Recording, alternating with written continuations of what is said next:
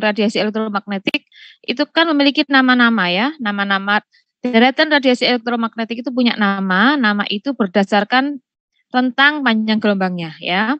Jadi kalau saya ulang sedikit, radiasi elektromagnetik yang panjang gelombangnya paling pendek, berarti kan energinya paling besar ya, itu adalah daerah sinar, gamma ya, atau daerah radiasi sinar gamma, sinar beta ya, daerah radioaktif, kemudian terus bergeser sampai kemudian namanya ada radiasi ultraviolet visible, sudah kita pelajari. Nah, sekarang kita belajar pada penggunaan radiasi elektromagnetik pada panjang gelombang inframerah ya, yang namanya dengan radiasi IR, yang kita gunakan untuk analisis spektroskopi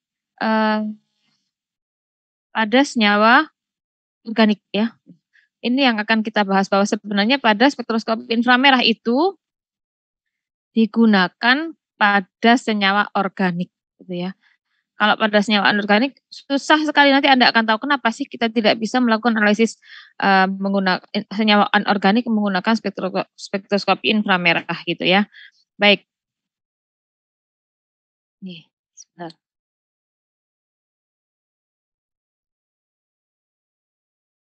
Ini. Spektroskopi inframerah. Radiasi inframerah itu pertama kali ditemukan oleh Sir William Herschel pada tahun 1800-an, jadi sudah cukup lama ya. Radiasi inframerah itu dikenal ya, yang dimana itu terletak pada daerah panjang gelombang 0,78 sampai 1000 mm atau bilangan gelombang atau wave number ya 12.800 sampai 10 cm. Mahasiswa sekalian, ingat ya, radiasi inframerah atau spektroskopi inframerah ini menggunakan panjang gelombang yang lebih panjang ya, yang menggunakan panjang gelombang yang lebih panjang daripada radiasi yang digunakan pada daerah ultraviolet. Kalau pada daerah ultraviolet visible, radiasinya itu panjang gelombangnya antara 200 sampai 400, kemudian dari 400 sampai 800 nanometer ya. Jadi satuannya nano ya. Cukup pendek sebenarnya. Karena pendek berarti memang energinya besar ya. Makanya kalau materi itu dikenai paparan daerah UV vis, cukup besar energinya itu sehingga apa? Mampu memindahkan elektron yang terlibat dalam pembentukan ikatan. Jadi elektron yang terlibat pada pembentukan ikatan kovalennya itu mampu tereksitasi dari ground state ke excited state. Nah, kalau spektroskopi inframerah ya, paparan yang diberikan itu sebenarnya tidak cukup besar, artinya energinya lebih kecil sehingga dia tidak mampu memindahkan elektron yang terlibat pada pembentukan ikatannya itu ya. Jadi eksitasi dari ground state excited state tidak mampu karena cukup kecil energinya. Nah, tetapi mampunya apa? Jadi kalau ada radiasi, kalau ada materi dikenai radiasi elektromagnetik pada panjang gelombang, inframerah ini, dia hanya mampu mengubah energi getaran vibrasinya saja. Nah, gitu ya. Jadi hanya mampu mengubah energi getaran vibrasinya. Maksudnya apa? Bahwa sebenarnya elektron-elektron yang terlibat pada pembentukan ikatan itu, elektron-elektron yang berikatan itu tidak diam, tetapi dia bervibrasi. Nah, ketika dikenai paparan inframerah, getarannya yang semula misalkan satu gerakannya itu 1000 kali per detik gitu ya, bervibrasi kan bergetar. Tapi ketika diberi paparan inframerah bisa menjadi 10.000 per detik. Nah, seperti itu ya. Nah, itu panjang gelombangnya berapa daerah inframerah? Yaitu 0,78 sampai 1000 mm. Ingat panjang, makanya ya nanometer, milimeter, sentimeter, sampai meter. Ya, sampai meter, 100 meter itu yang paling panjang kan? Namanya daerah AM, sinar radio AM ya, pakai meter. Nah, kalau inframerah itu satuannya 0,78 sampai 1000 mm. Atau, nah seringkali dalam instrumen itu bacaan panjang gelombang itu sering disampaikan atau ditampilkan dalam bentuk bilangan gelombang. Nah, gitu ya. Bilangan gelombang itu apa sebenarnya? Nah, bilangan gelombang adalah 1 per panjang gelombang. Jadi kalau inframerah nanti Anda akan sering menggunakan istilah bilangan gelombang ya, bukan panjang gelombang. Di mana panjang gelombang itu rumusnya adalah 1 per panjang gelombang.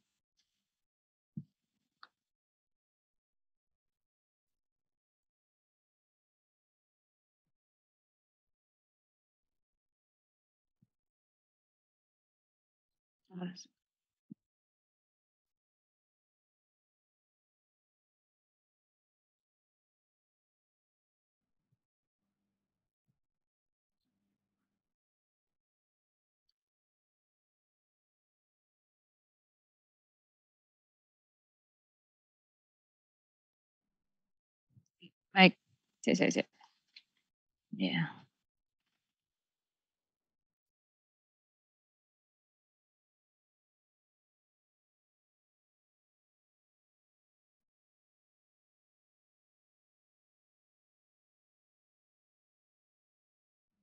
Jadi, Anda harus tahu ya, kalau panjang gelombang itu simbolnya apa? Gini kan, lambda kan? Nah, ini panjang gelombang. Nah, kalau bilangan gelombang itu gini. Nah, gini seperti frekuensi tapi atasnya dikasih slice atau bar gini. Jadi nubar itu bilangan gelombang. Apa rumusnya? Bilangan gelombang itu sama dengan 1/lambda. Itu ya. Nah, jadi kalau 1/lambdanya itu bilangan gelombangnya antara 12.800 sampai 10 cm min 1. Kenapa di bawah kan? Nah, sentimeter itu kan dinyatakan dalam panjang gelombangnya. Gitu ya. Baik. Pemanfaatan radiasi IR itu untuk analisis kimia diperkenalkan oleh William Copeland pada tahun 1900 ya. Jadi sebenarnya bukan berarti sebelum ini kan ditemukan IR itu ditemukan 1800. Artinya bukan berarti sebelum 1800 tidak ada IR di alam semesta, tidak. IR itu kan memang paparan yang ada di antaranya dari matahari, tetapi baru dikenali gitu ya, baru dikenali, oh ada ternyata radiasi inframerah itu yang sifatnya seperti ini. Nah gitulah ya, yang warnanya merah ya, IR itu warnanya merah, makanya namanya inframerah. Dan di mana panjang gelombangnya adalah 0,78 sampai 1000 mm. Nah kemudian bilang IR itu kemudian mulai dimanfaatkan untuk analisis kimia itu pada tahun 1903. Di mana itu diperuntukkan pada awalnya untuk analisis polutan atmosfer pada daerah industri dan analisis hidrokarbon C4 pada industri karet. Sekarang metode spektroskopi IR lebih banyak dipakai untuk identifikasi senyawa-senyawa organik khususnya gugus fungsional. Nah, kemudian baru dimanfaatkan untuk kegiatan analisis kimia itu pada tahun 1900-an, yaitu digunakan untuk menganalisis polutan atmosfer pada daerah industri dan pada analisis hidrokarbon C4 pada industri karet. Nah, gitu ya. Sekarang metode spektroskopi lebih banyak dipakai untuk identifikasi senyawa-senyawa organik khususnya gugus fungsional. Jadi ini kenapa kemudian digunakan untuk analisis polutan ya. Jadi gini, ini yang kemudian berkaitan dengan efek rumah kaca. Anda harus tahu ya apa yang dimaksud dengan efek rumah kaca. Ada yang tahu? Tidur apa bangun nih mahasiswa nih? Masih tidur.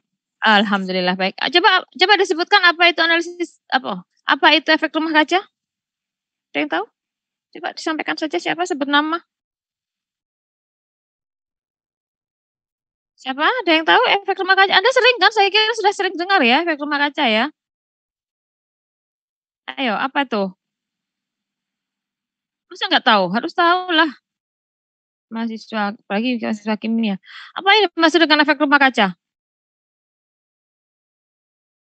Ini di SMU diajarkan kan ya? Mulai dikenalkan maksud saya. Atau kalaupun tidak dikenalkan, Anda kan kalau baca-baca koran berita itu kan pasti sudah biasa itu efek rumah kaca itu ya. Apa itu efek rumah kaca? Naiknya suhu bumi, Bu. Suhu bumi. Ya. Anda sudah ada mata kuliah kimia lingkungan belum? Udah, Bu. Kapan? Kemarin semester 3. Oh, semester 3, sekarang sudah semester 4, harusnya sudah diajarkan itu efek rumah kaca. Ya enggak? Global warming diajarkan toh?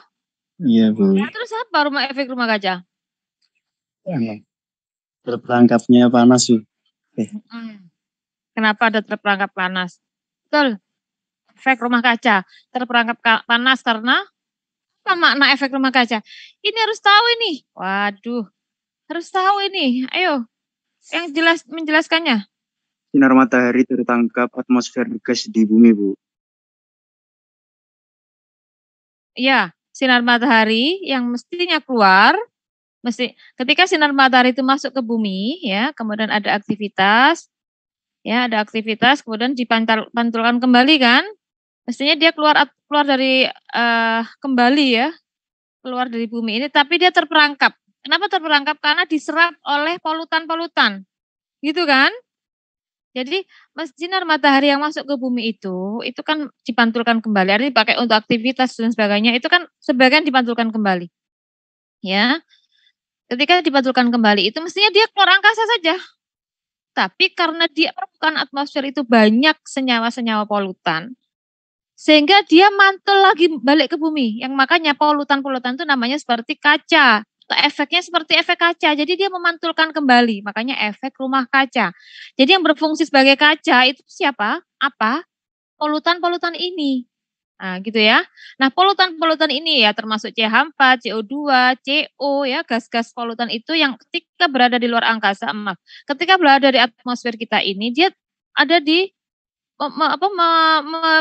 terperangkap di atas permukaan kita ini. Ya, dia berfungsi sebagai kaca. Jadi kalau ada sinar mantul keluar dari bumi keluar, itu mestinya dia kembali kan? Kembali keluar bumi, tapi karena ada kaca ini, ada polutan-polutan yang seperti kaca itu dia balik lagi. Nah, baliknya inilah akhirnya menjadi bumi kita itu hangat. Sebetulnya sinar apa yang balik tadi itu? Sinar yang dipantulkan itu? Sinar apa?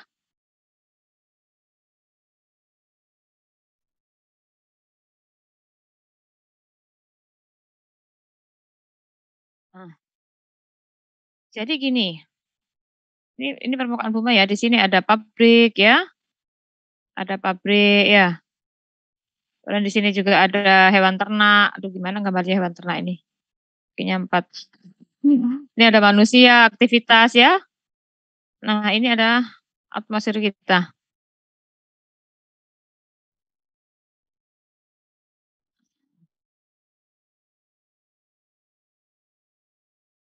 Ini Hanu masuk dari matahari, masuk ke sini. Digunakanlah untuk aktivitas makhluk hidup ya atau industri. Di sini ada mobil kendaraan, bermotor. Hasil aktivitas manusia ini ya, termasuk apa namanya, kotoran hewan, itu gas apa? Gas metan ya, CH4 kan, ya. Itu numpuk di sini. CO2 ya, CO, CH4 tuh numpuk di sini. Nah, ketika ada Hanu masuk ya, kemudian dia digunakan, ini kan kembali lagi dipantulkan. Yang dipantulkannya itu apa sih sebetulnya? Bentuknya apa? IR ya, sinar IR. Coba kita buka dulu. Anda ingat nggak di awal-awal saya menyampaikan nama-nama panjang gelombang daerah radiasi elektromagnetik? Ada yang namanya sinar IR kan? Sumbernya dari mana? Sumber IR itu dari mana? Tubuh manusia kita itu menghasilkan IR. Makanya kalau Anda soroti tangan Anda itu kan warnanya merah pakai lampu. Itu sebetulnya sinar IR-nya keluar.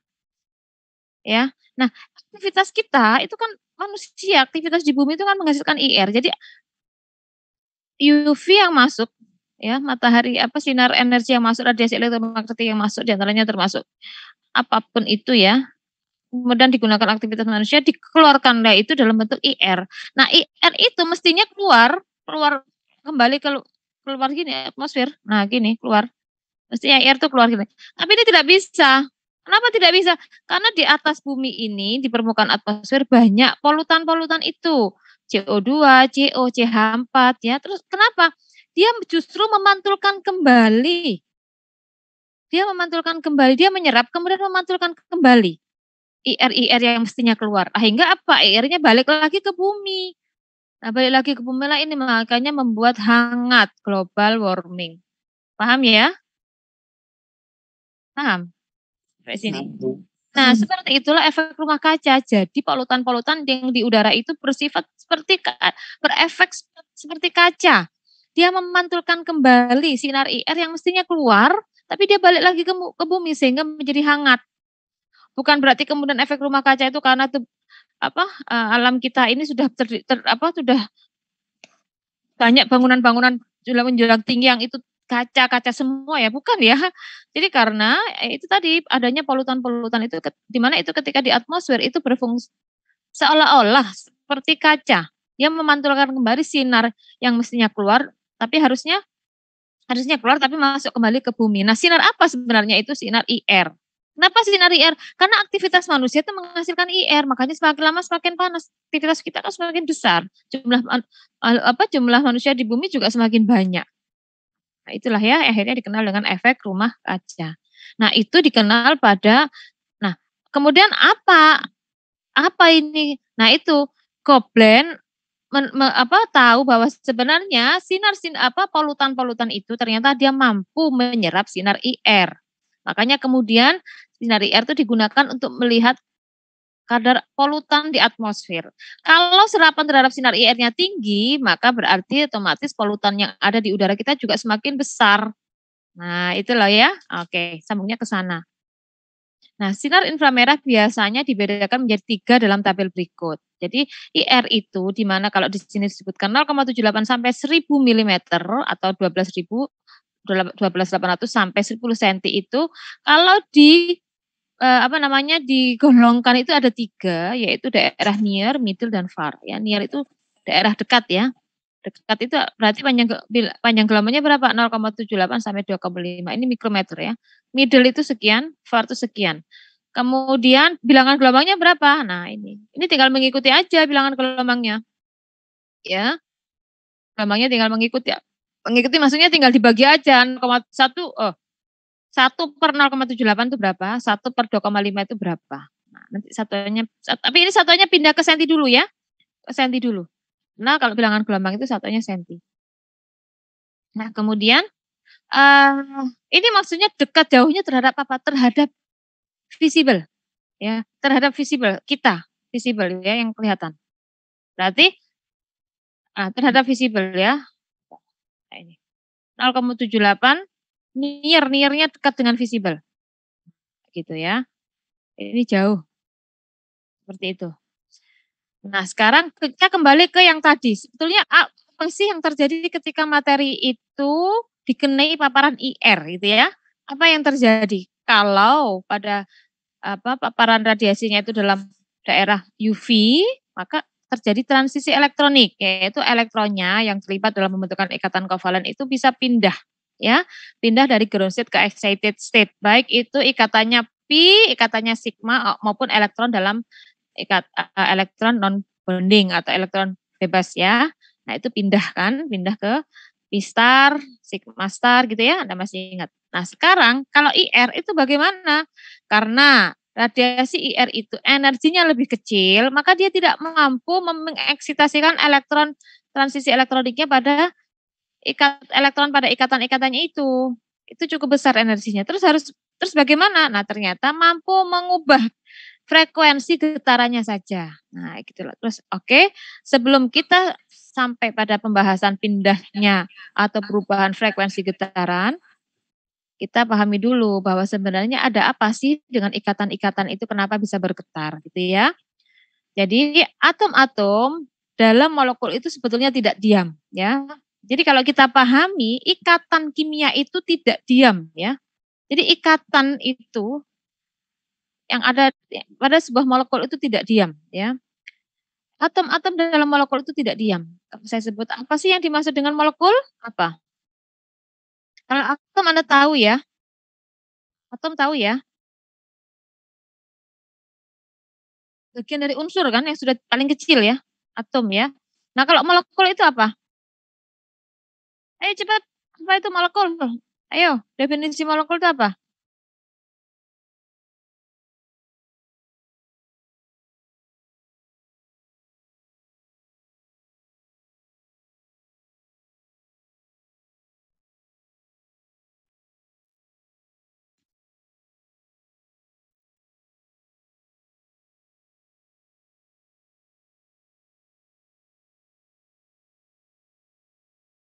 Ya.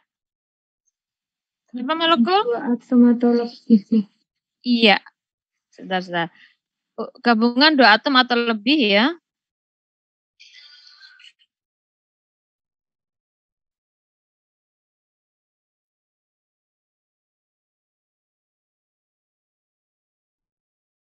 Zoom soalnya ini jam 7:30, nggak apa-apa. Jadi molekul adalah gabungan 2 atom yang berikatan gitu ya. Nah, sebenarnya ikatan-ikatan dari yang ada dalam molekul itu tidak diam. Padahal susunan molekul-molekul yang banyak itu menjadi materi ini. Setiap materi itu tersusun dari banyak ribuan jutaan molekul ya.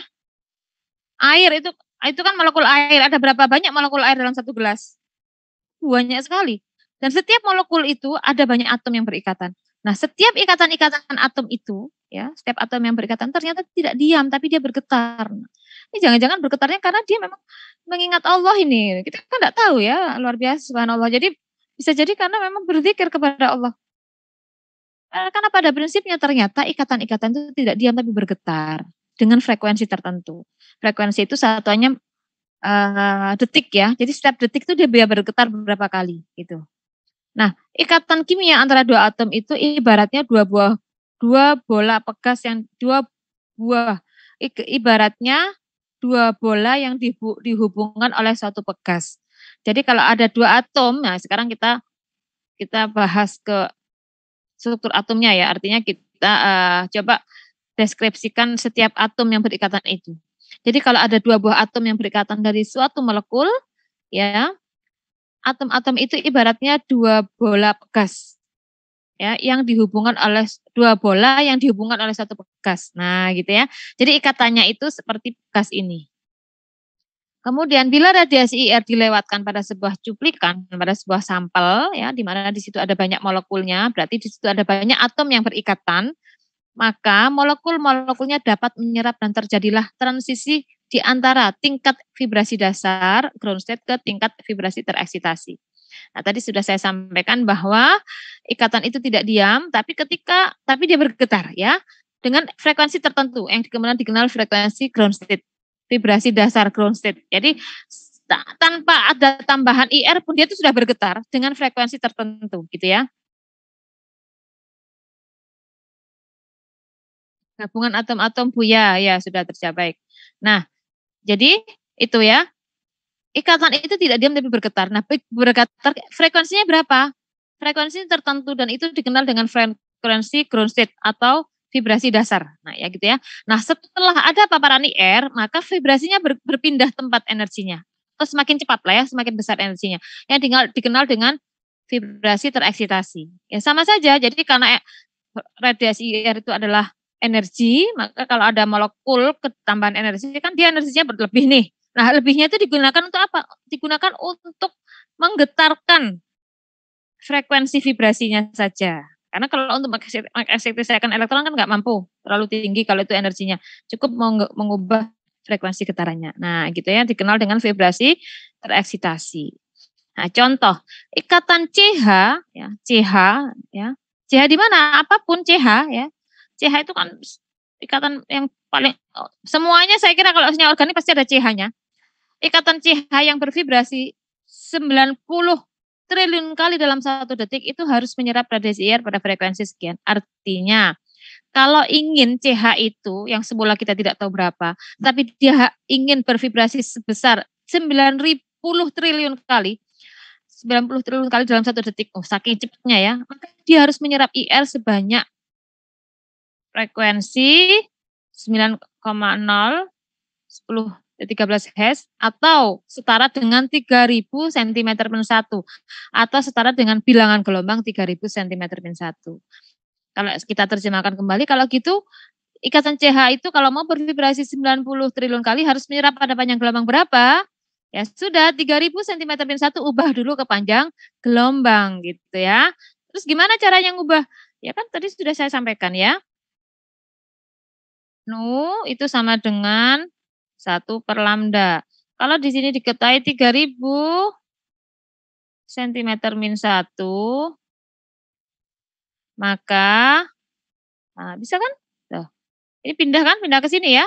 Nanti dipindahkan, nah sama dengan lambda, panjang gelombangnya berapa kalau gitu? Ya ini sudah Anda pindah saja. Nah, ini.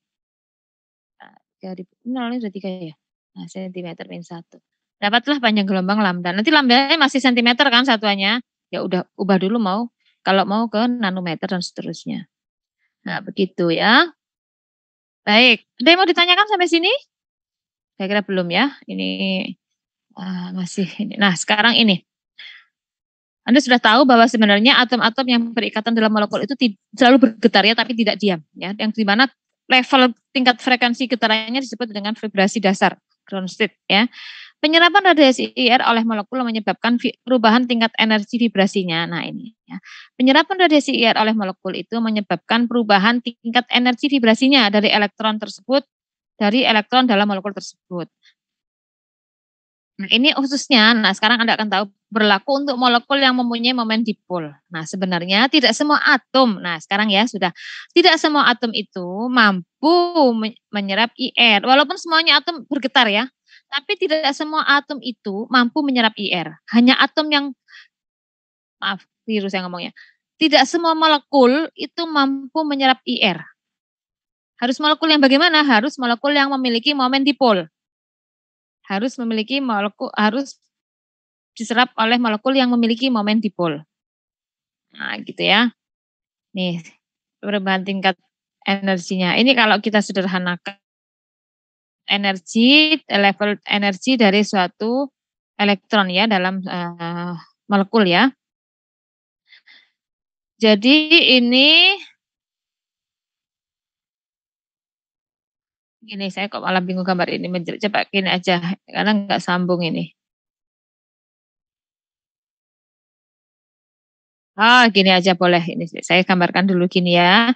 Jadi kalau ada tingkatan energi, ini kan.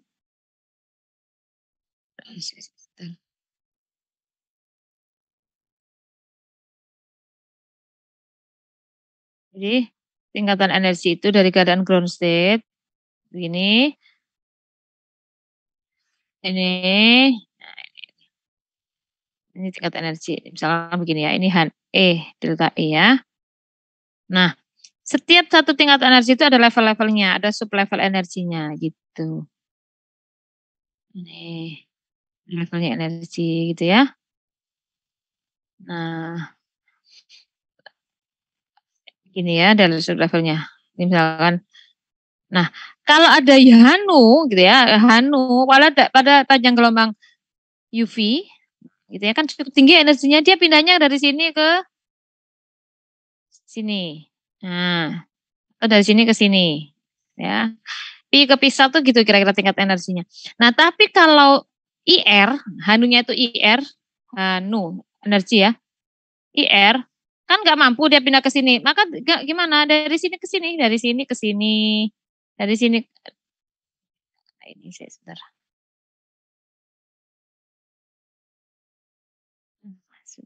Nah, ini. Dari sini ke sini ya, ini ke sini gitu. Lebih kecil. Nah, sudah seperti ini. Paham ya? Jadi kalau sisi elektronik level itu cukup besar energinya dari sini ke sini. Tapi kalau vibrasi karena lebih kecil ya dari semuanya masih di dalam satu level dari transisi elektroniknya gitu ya. Jadi kalau vibrasi ya subnya ini. Gitu. Nanti ada lagi panjang gelombang radio lebih kecil lagi kan energinya. Lebih kecil lagi ya karena panjang gelombangnya lebih panjang. Nanti dia nggak mampu untuk vibrasi tapi cukup rotasi. Rotasi itu di mana ini di bawah ini. Nah, di sini nih. Pindahnya dari sini ke sini aja. Nah, seperti itu ya mahasiswa sekalian. Gitu. Nah, yang mampu memiliki menyerap radiasi sinar IR itu sehingga mampu mengubah frekuensi getarannya itu adalah yang memiliki molekul yang memiliki momen dipol. Jadi ikatan dalam suatu molekul itu jika ada perbedaan ya dipol gitu ya sehingga dia punya momen ya itulah yang kemudian dia bisa menyerap molekul itu bisa menyerap radiasi IR. Nah, sekarang apa itu momen dipol? Nah, ayo. Apa itu momen dipol? Apa itu momen dipol?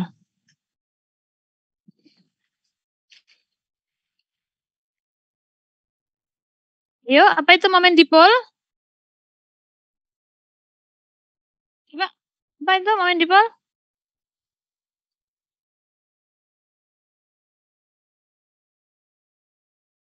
Ayo, cepat googling. Gak apa-apa, pokoknya ada usaha cari tahu lah. Apa itu? Momen dipol. oleh molekul-molekul. Momen itu apa? Kenapa atom itu bisa punya momen dipol? Kenapa? Sebab Ada perbedaan. ya, benar. Jadi jika dua buah atom itu kok dia punya perbedaan elektronegativitas, maka molekul yang dihasilkan pasti punya momen dipol. Nah, gitu lah ya. Jadi kalau ada dua buah atom dan atomnya itu memiliki perbedaan elektronegativitas, maka ya molekul itu punya momen dipol. Ada perbedaan karena gini, elektronegativitas apa? Jadi panjang nanti. Elektronegativitas itu apa sih? Kemampuan untuk ketarik ke arah negatif ya. Kemampuan untuk bersifat negatif gitu ya. Jadi ada salah satu kutub gitu ya yang lebih tertarik ke arah negatif, itu elektronegativitas. Nah, sekarang kalau gitu seperti apa contoh seperti apakah contoh molekul yang tidak punya momen dipol? Sekarang saya tanya dulu kebalikannya. Kalau gitu yang tidak punya momen dipol itu seperti apa? Contohnya molekul apa? Jadi kalau ada dua buah atom yang tidak punya elektronegativitas, tidak punya pada perbedaan elektronegativitas, berarti dia tidak punya momen dipol kan? Nah sekarang contohnya apa? Molekul yang tidak punya momen dipol. Karena dua atom yang berikatan itu sama elektronegativitasnya. Contohnya apa? Molekul apa? Apa contohnya? Molekul-molekul nonpolar, Bu. Seperti apa sebut aja? Seperti apa molekul nonpolar? Metana, etana. Oh, coba. Enggak, metana itu apa? Metana itu apa? Coba contohnya. Senyawanya apa? Strukturnya apa? CH4. Nah, CH4 tadi sudah disebutkan dia mampu menyerap IR kan? Oh iya. Nah, berarti bukan. Karena metana punya momen dipol. Berarti Cl2. Nah, benar. Itu siapa yang jawab nih? Siapa yang jawab tadi? Faiz. Iya. Iya, jadi benar. Jadi N2, O2. Itu senyawa-senyawa, itu molekul-molekul yang tidak punya momen dipol. Karena memang yang berikatan kan sama. Jadi prinsipnya gini, tidak ada atom manapun yang persis sama elektronegativitasnya kecuali atom itu sendiri. CH itu punya momen dipol. Karena C punya momen elektronegativitas sendiri, H juga punya sifat elektronegativitas sendiri. Nah, makanya CH itu bisa menyerap IR karena dia punya momen dipol. Nah, siapa yang tidak, seperti apakah molekul yang tidak punya momen dipol? Ya N2, O2. Nah, seperti itulah. Jadi kalau punya molekul N2 diberi paparan IR dia tidak akan menyerap. Nah, gitu ya, paham ya? Nah, sekarang konsep dasar vibrasi atom. Untuk memahami konsep dasar tentang spektra vibrasi akan ditinjau ikatan kovalen sederhana dari dua atom sebagai suatu pegas pair ya yang akan menghubungkan dua atom dengan massa M1 dan M2. Kekuatan tarikan pegas dinyatakan sebagai konstanta gaya atau K. Ya, jadi untuk memudahkan kita menganalogikan seperti apa sih ikatan itu, ikatan yang ada dalam atom-atom itu, kemudian dia kok disebutnya sampai bergetar, kita harus bisa mendeskripsikan seperti apa kekuatan getarannya. Nah, untuk memahami itu, kita buat asumsi bahwa sebenarnya berlaku hukum Hooke. Berlaku hukum Hooke gitu ya. Hukum Hooke itu dinyatakan dengan dua buah atom yang berikatan, di mana kemudian dia dihubungkan oleh satu pair atau pegas ya. Setiap pegas itu punya konstanta gaya atau K. Ya, jadi kalau ada dua buah atom dengan massa yang berbeda, misalkan CH itu kan massanya berbeda. Kalau N2 kan massanya sama. Nah, makanya maka pada prinsipnya dia tidak punya momen dipol, nggak akan berpengaruh gitu ya. Contohnya ada dua buah atom yang berikatan ya.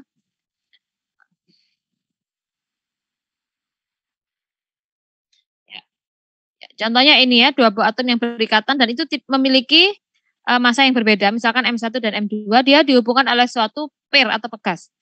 Ya. Ingat, jadi Anda akhirnya sudah tahu sampai sini ya bahwa yang bisa menyerap IR adalah molekul. Ya. Hanya molekul ya. Kenapa? Karena memang yang akan bereaksi adalah ikatan-ikatan di dalam molekul itu. Ikatan yang dihasilkan dari atom-atom dalam molekul tersebut. Dan atom-atomnya atau molekul-molekul yang terbentuk itu tidak punya harus punya momen dipol. Karena kalau tidak punya momen dipol, dia tidak bisa menyerap IR. Paham ya sampai sini? Baik. Nah, sekarang kemudian untuk menjelaskan berapa sih kekuatan vibrasi itu, kita asumsikan, kita pelajari dengan pendekatan hukum Hooke, di mana itu ada gaya tarik gas ya. Ini tadi ada 2 buah atom yang akan berikatan, di mana ikatannya dianggap sebagai pair, di mana pair itu punya gaya ya, konstanta gaya. Punya K. Penggambaran 2 atom yang berikatan sebagai bola dan pegas yang bergetar searah dengan ikatan pegas ya. Nah, sudah. Jika sistem tersebut digetarkan atau dengan ditarik searah ikatan kemudian dilepas, ya, karena di sini ada ikatan itu tidak diam, maka dia diasumsikan seperti pair ya. Jadi kalau ada salah satu atom saya tarik, kemudian saya lepas, kan akhirnya namanya pair kan, pegas kan terus bergetar ya. Jika sistem tersebut digetarkan atau dengan ditarik searah kemudian dilepas, maka frekuensi vibrasi yang terjadi dapat diterangkan dengan hukum Hooke tentang getaran harmonik sederhana. Nah, hukum Hooke itu apa? Frekuensi ya, nu ya, sama dengan 1/2pi kalikan akar K per mu. Jadi kalau seperti itu bisa juga kan dituliskan seperti ini.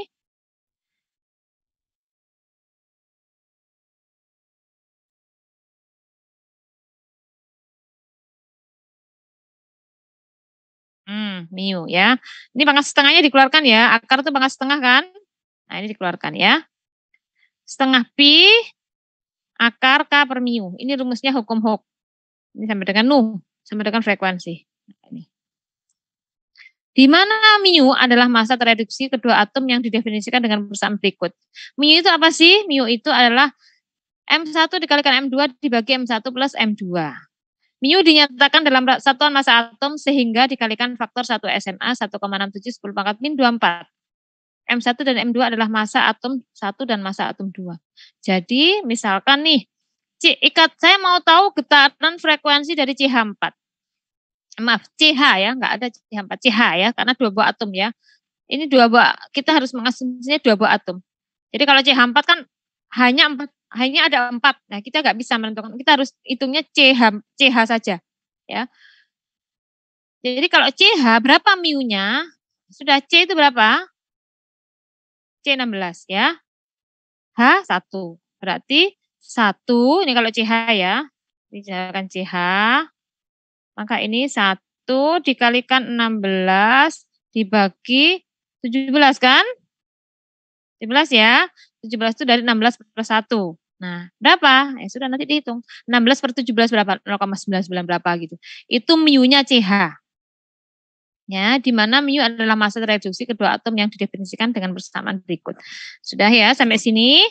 Nah, jadi rumusnya kita menggunakan pendekatan frekuensi dari hukum Hooke, di mana rumusnya adalah 1/2pi dikalikan akar K per mu. K itu apa? K adalah konstanta gaya dari CH itu berapa? Ya, nanti dulu sebentar kita ikuti dulu ini. Nah, kemudian di samping itu kita punya persamaan ini ya. Kita juga ada persamaan yang lain, maka kita gabungkan. Menurut teori kuantum vibrasi molekul, vibrasi molekul itu tidak boleh terjadi dengan frekuensi yang sembarang. Dan energinya harus tertentu sesuai dengan bilangan kuantumnya. Jadi kalau menurut teori kuantum, vibrasi molekul, bergetarnya ikatan pada molekul itu tidak boleh terjadi dengan frekuensi yang sembarang. Dan energinya harus tertentu. Tetapi apa? Frekuensi getarannya itu harus tertentu atau energinya itu tertentu, harus fix gitu ya. Terkuantisasi, harus jelas, harus tahu berapa, harus tertentu sesuai dengan bilangan kuantumnya ya. Ini energi vibrasi itu, V itu nu itu vibrasi ya, frekuensi ya. Energi frekuensi itu sama dengan ini rumusnya, E sama dengan nu plus setengah H nu. V itu vibrasi ya. Vibrasi ditambah setengah H nu. Energi vibrasi itu sama dengan vibrasi ditambah setengah H nu. Nu itu frekuensi ya. Dan di mana vibrasi itu V itu sama dengan apa? Vibrasi tingkat 0, ground state, vibrasi tingkat 1, vibrasi tingkat 2 dan seterusnya. Kayak gitu ya. Dan H adalah konstanta Planck. Anda sudah tahu ini besarannya berapa. Sebagai contoh, jika suatu molekul itu mengalami transisi energi vibrasi dari level terendah ground state, V-nya sama dengan 0, Jadi V ini energi vibrasinya tingkat pertama ya, tingkat kedua, tingkat 0 gitu ya. Ke transisi tingkat pertama misalkan V-nya sama dengan 1 dengan cara menyerap radiasi IR, maka frekuensi radiasi untuk transisi tersebut menurut prinsip Bohr adalah H nu sama dengan E1 min E0. Dari persamaan 4 diperoleh E0-nya adalah setengah H-nu. Kalau itu kan 0 ya. E0-nya itu berapa? Setengah H-nu ya, 0. 0 tambah setengah kan, setengah H-nu. Dan E1 sama dengan 1 plus setengah H-nu, berarti 3/2 H-nu. Dengan demikian, berapa frekuensi radiasi transisi menurut Bohr itu sama dengan nu. Nah, gitu. Nu kan frekuensi E1 min E0 dibagi H sama dengan nu, gitu ya. Nanti nilainya tinggal masukkan saja. Berarti berapa nih kira-kira? 3/2 dikurangi, gitu kan. Nah, ini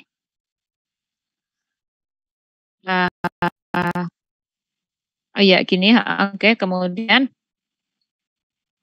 ini sama dengan Han ya. Gitu kan. Ini loh rumus ini ya. Sama dengan berapa nih? 1 kan? 1.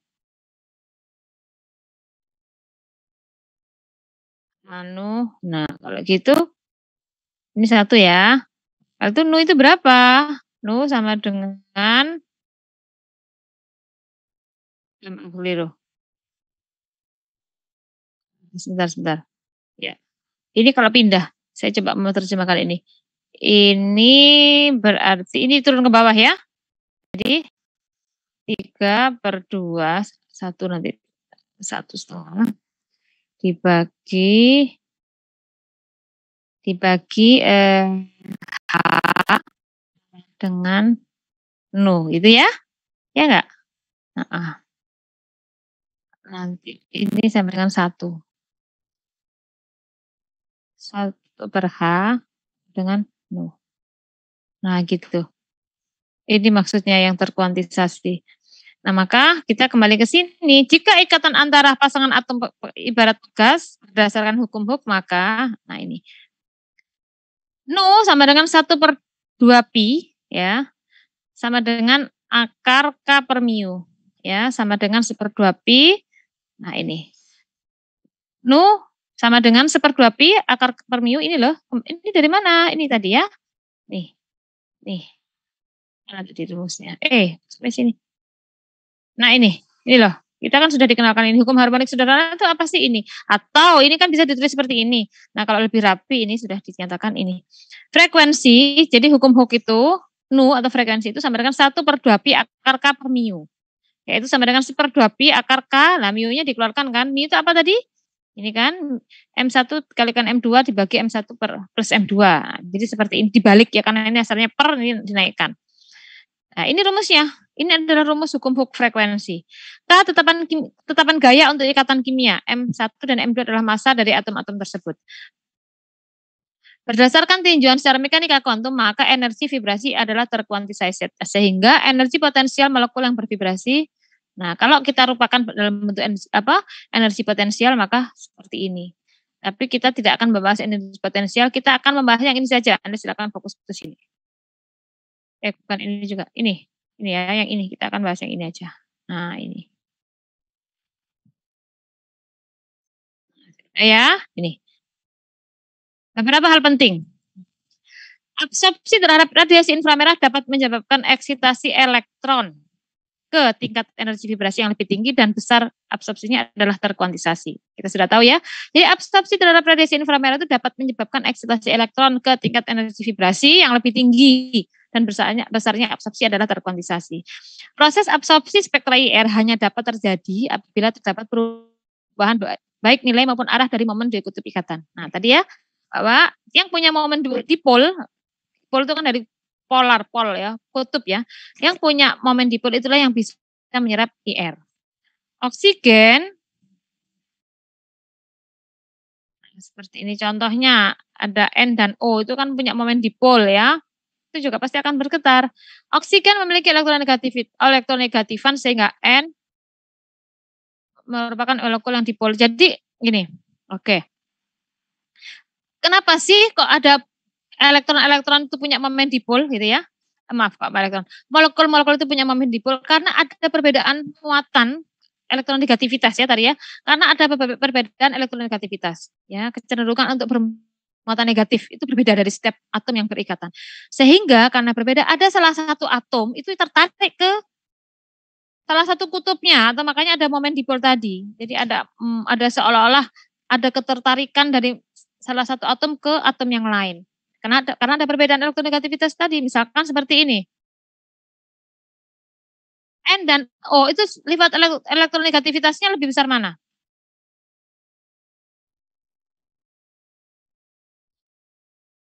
Nanti dicek ya, kalau tidak salah N ya, lebih besar. Oksigen lebih besar elektronegativitasnya, sehingga N lebih tertarik ke O gitu loh. Karena ini kan sangat elektronegatif, dia lebih mudah untuk menarik bersifat apa? Lebih mudah untuk kecenderungan untuk menarik atom untuk bersifat negatif. Nah, maka N itu tertarik. Nah, karena tertarik inilah yang kemudian ada momen dipol. Coba kalau ini sama, N kan nggak bisa. Atau O dengan O nggak akan tertarik karena mereka sama-sama elektronegatif, sifat negatifannya juga sama kan. Nah, makanya yang berbeda itulah yang pasti punya momen dipol. Jangankan NOCH saja punya momen dipol gitu loh. Gitu ya. Dengan cara yang sama, transisi energi vibrasi, ini hal-hal penting berikutnya ya, yang harus kalian pahami. Dengan cara yang sama, transisi energi vibrasi juga dapat terjadi dari tingkat energi terendah V0 ke tingkat energi kedua V2 dengan frekuensi sebesar 2N. Sehingga perbandingan dalam bahasa musik dikenal dengan istilah frekuensi vibrasi dasar, sedangkan 2N dikenal dengan overtone. Contohnya begini mahasiswa sekalian. Jadi kalau ada tingkatan energi vibrasi, tadi kan sudah saya sampaikan seperti ini ya. Nah, tingkat energi vibrasi. Saya tidak bahas yang UV ya. Kalau UV itu di atasnya ini, jauh. Jadi kalau inilah. Kalau UV itu di sini ke sini, UV ya. Nggak bisa ditulis nih. Oh, ini. Tapi kalau frekuensi itu ya di sini nih, ini vibrasi. Nah, ini vibrasi. Subnya ini. Nah, gitu ya. Nah, overtone itu bagaimana? Kalau ini kan ground state ya. Ini ground state-nya di sini GS ground state 0 ya, vibrasi 0 di sini. Kalau enggak ke sini. Tapi dia juga bisa langsung begini. Nah, itulah maksudnya. Dia bisa juga ke sini langsung lompat 2, itu namanya overtone 2 kalinya. Kenapa bisa begitu? Karena energi yang diserap juga terkuantisasi kan 2 kalinya. Nah, itu yang maksudnya overtone ya. Frekuensi vibrasi setiap jenis ikatan kimia itu memiliki frekuensi vibrasi berbeda karena dipengaruhi oleh lingkungan kimia, ikatan kimia dalam molekul tersebut. Nah ini, setiap jenis ikatan kimia itu, maksudnya adalah semua jenis ikatan atom-atom dalam molekul itu pasti memiliki frekuensi yang berbeda. Ya, pasti memiliki frekuensi vibrasi yang berbeda karena dipengaruhi oleh lingkungan ikatan kimia dalam molekul tersebut. Contohnya, frekuensi vibrasi CH itu kan sudah jelas punya momen dipol ya. Yang saya sebut itu molekul yang punya momen dipol ya. Contohnya, frekuensi vibrasi dari molekul CH itu berbeda dengan frekuensi vibrasi molekul CO. Itu juga berbeda frekuensi vibrasi dengan misalkan C. Kan CC sama Bu. Coba kita lihat, CC yang mana dulu gitu ya. Ternyata CC itu bisa menyerap IR loh, kok bisa gitu ya. Nah, CC itu tangannya berapa? C itu tangannya berapa? 4 kan? 4 ya. Nah, ini ya. Nah, kalau yang di sini itu, nah ini kita fokus yang di sini. C yang di sini nih. Ya. Untuk atom yang di sini ini punya momen dipol enggak?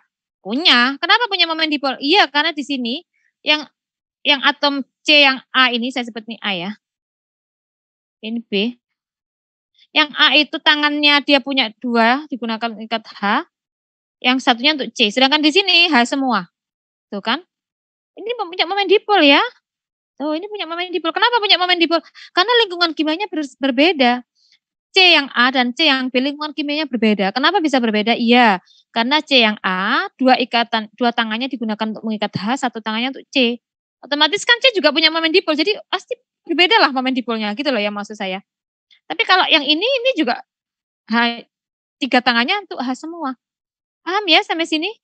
Jadi akhirnya apa? Semua ikatan kimia itu pada prinsipnya memiliki frekuensi yang berbeda. Kenapa? Karena memiliki lingkungan kimia yang berbeda. Kecuali diatomik. Nah, molekul diatomik O2, ya sudah, pasti sama. Nah, gitu ya. Tapi kan nggak ada molekul C2. Nggak ada kan? Karena C itu tangannya 4, jadi N2 itu bisa. Maksud saya N2 itu diatomik. O2, Cl2. Tapi kalau C nggak ada C2, karena C itu tangannya 4. Artinya C itu punya tangan lagi yang dia bisa gunakan untuk mengikat yang lain. Sehingga karena mengikat yang lain itulah, maka C itu pasti punya momen dipol. Nah, gitu ya. Setiap molekul yang berbeda strukturnya memiliki pola absorpsi atau spektrum IR yang berbeda. Oke, saya akan bahas fingerprint nanti ya. Ini kita lewat saja bagian ini. Jadi contohnya kalau ada dua buah atom yang punya momen dipol, berikatan, ada salah satu yang kecenderungan tertarik ke arah negatif, kemudian dia diberi IR, before-nya seperti ini, dia sudah bergetar nih gitu ya. Tapi begitu ada IR, dia semakin lebih banyak bergetarnya. Molekulnya vibrate.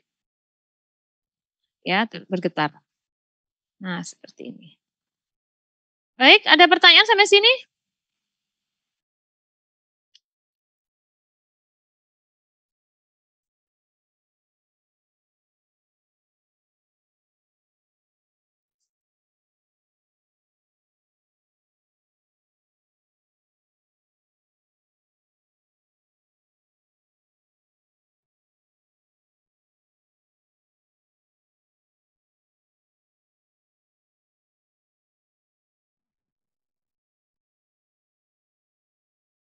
Gimana, ada pertanyaan? Saya cukup, Bu. Oke, baik. Kalau gitu nih, udah slide ke-11. Kuliah saya cukupkan ya, sudah 8:30. Kebetulan saya harus bergabung dengan Zoom ini. Saya kira itu dulu ya, mahasiswa sekalian. Ada yang ditanyakan, jadi kita sampai sini. Karena ini udah mulai, ini nih, sudah ada hitungan nih. Butuh energi sendiri, saya harus menjelaskan ini nanti. Kalau anak-anak, udah waktunya udah jam segini. Begitu saya kira ya. Baik, coba diaktifkan videonya ini, ayo. Tidur semua nih kayaknya nih, nggak ada suaranya. Coba saya mau absen nih. Coba saya mau absen. Yuk, diaktifkan semuanya. Untuk apa namanya? Kromatografi selama Ramadan dulu ya. Apa? Zoom dulu ya.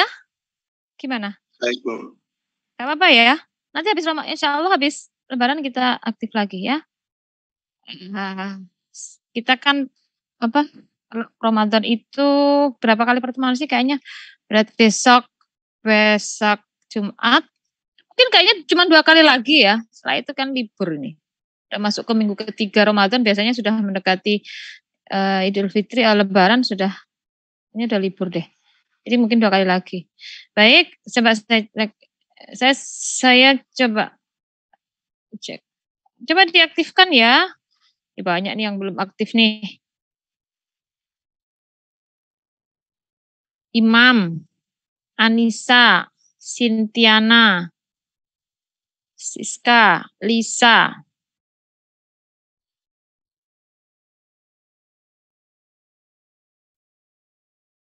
Sintiana, Yogi, Lisa, Najihah. Kayaknya tidur ini anak-anak ini ya. Lisa belum. Oke, saya screenshot aja lah. Lama nanti nunggu satu-satu. Ini kalau nggak kelihatan, saya anggap nggak ada loh. Saya awal dari ya, screenshot pertama ya. Maaf Bu, sinyalnya baru jalan. Oh ya, Anissa nggak bisa. Saya screenshot dulu.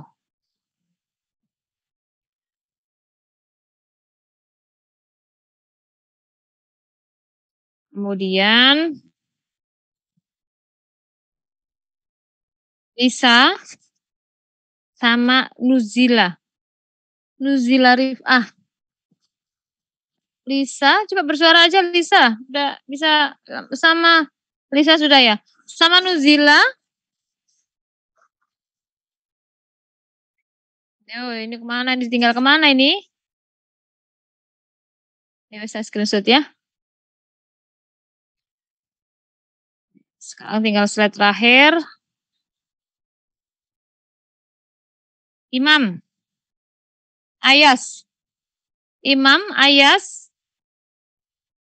Maaf Bu, saya pakai desktop jadinya nggak pakai webcam Bu. Oh ya. Riti, sama Imam. Imam ada Imam? Imam nggak ada? Nuzila, Imam sama Riti. Ini nggak ada nih, ditinggal nih ya. Udah pindah ke mana ini? Pindah ke mimpi kayaknya nih. Baik. Udah. Baik, begitu ya mahasiswa sekalian. Terima kasih atas perhatiannya. Setelah saya akhiri. Assalamualaikum warahmatullahi wabarakatuh. Waalaikumsalam warahmatullahi wabarakatuh. Warahmatullahi wabarakatuh.